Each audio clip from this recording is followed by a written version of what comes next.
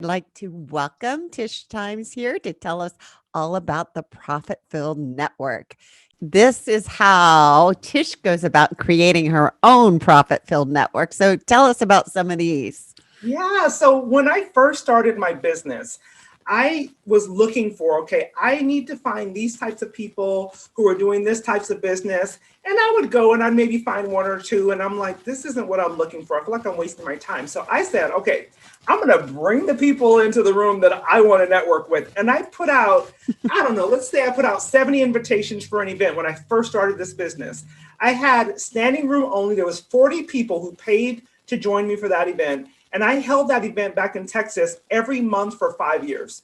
Then I moved to Phoenix and started doing networking events here. I've already had two major events and I've created a network here where we meet on a regular basis. I told you all I now own a professional networking organization. We meet on a monthly basis. So in other words, go out, do all the things that I talked about. But at the end of the day, if you know who your ideal client is, and that's a whole other training for another day. But if you're really clear on who your ideal client is, go find them and become so attractive that they cannot help but come into your space, right? And now you've created your own network, meaning they're coming to you on a weekly, monthly, quarterly basis, and you're not having to go find them. They're telling each other about you, and then they're being magnetically attracted to your network. It's a great way to do business. That's why I've been doing business for 10 years, plus 10 years. I mean, 10 years plus now. So we're going to stop right here and ask about questions. Does anyone have any questions for Tish at this moment? Oh, you've done a great job. Oh, Gordon, do you have a question? I have a question. Yes. You Yes, sir. talk about cold calling on the phone. Again, it all depends on what you're comfortable with.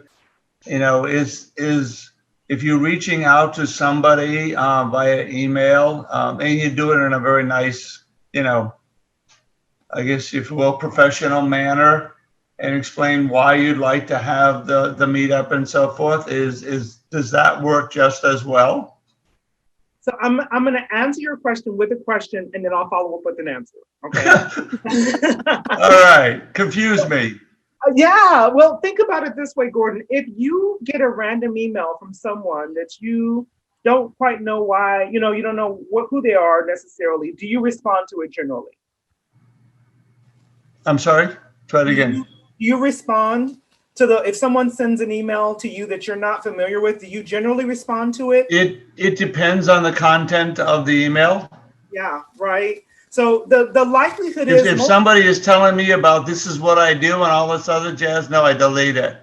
exactly. Okay. If somebody is expressing interest and, you know, in a fashion of getting to know who I am and learning about me and my business, and that's pretty much the tone and the ones that I send out.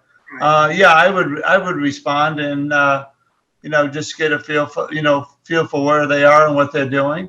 Yeah, I would definitely say there's nothing wrong with it. I just know that the average person doesn't respond. And so, a better way that I have found to do it is using LinkedIn. I'll go in and say, if I'm trying to find, which I've just recently done, trying to find a person, a money coach or a money specialist to join our group, for instance, I'll go into my network on LinkedIn, type that in as a search term, get all the people who show up. Then I'll go and see who do we have in common. Hey, he's also connected to Lisa. Then I'm going to call Lisa because I know Lisa and say, Lisa, you already know Bob Jones. Would you be willing to make a connection for me? Can you just shoot a quick message and say, hey, Tish Times is going to give you a call, or if you're open to doing a full-on email introduction, and it still doesn't mean that person is going to say yes to me or going to do business, but it's a warmed up call. Oh. So I do some cold calls, Gordon, but I way prefer warm calls, and that's the way I. Well, no. I guess okay. Let's go back to what you just said. Well, I do often what I'm doing, or I do a lot of times is, let's say I'm talking to one of my clients, talking to one of my business people I've known for a while or whatever, and I'll say, hey, by the way, do you know anybody who does this? And they'll say yes, and I'll say, well, would you please, take a little time and send an introduction to me to this person. And, when you do it that way, I mean, I have no problem doing it that way. I guess I'm talking about cold calling to somebody, I have no clue who they are. I mean, I can go and do all the research in LinkedIn and find out everything about what they think that I know everything about what they want everybody to know about themselves. But to me, it's kind of like that's not a comfort zone for me. But I'm not hesitant in asking. Let's say if again, Lisa and I have been friends for many years, and there's times that I'll say, "Hey, by the way, do you know somebody?" And she'll do the same to me, and we do the warm introduction. That's great. Right. Mhm. Right. That does make it easier. It definitely does. I do some cold calls because in my industry I have to do some just because I'm looking for someone. I don't know anyone.